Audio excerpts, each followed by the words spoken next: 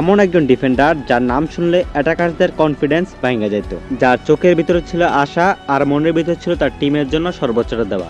এই কাহিনীটা হচ্ছে সার্গিও রামোসের, যিনি একটা ফুটবল প্লেয়ার ছিলেন না, ছিলেন একটা মেশিন।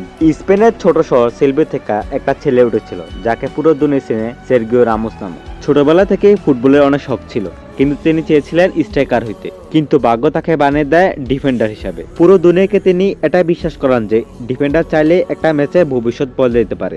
2005-এ রিয়াল মাদ্রিদ জয়েন করেন মাত্র 19 বছর বয়সে। কিন্তু ফুটবলের অনেক ফ্যান্স বলেছিল এই ছেলেটার মেজাজ খারাপ, রেড কার্ড মেশিন, কোনোভাবে স্পেনের জাতীয় দলে খেলার যোগ্যতা রাখে না। তাই নিজেকে তিনি এমনভাবে প্রমাণ করেছেন যে যাকে কল্পনা করেনি। 2010-এ স্পেনের জন্য নিয়ে এসেছেন ওয়ার্ল্ড কাপ এবং 2008-2012 নিয়ে এসেছেন ইউরো কাপ, আর রিয়াল মাদ্রিদের জন্য নিয়ে এসেছেন 5 টাইম লা লিগা, 4 টাইম চ্যাম্পিয়ন্স লিগ। সবচেয়ে আইকনিক মুহূর্ত হচ্ছে 2014 সালের ইউসিএল ফাইনালে 92.48 সেকেন্ডে ইকুয়ালাইজার কইরা রিয়াল মাদ্রিদকে চ্যাম্পিয়ন বানিয়ে দেন।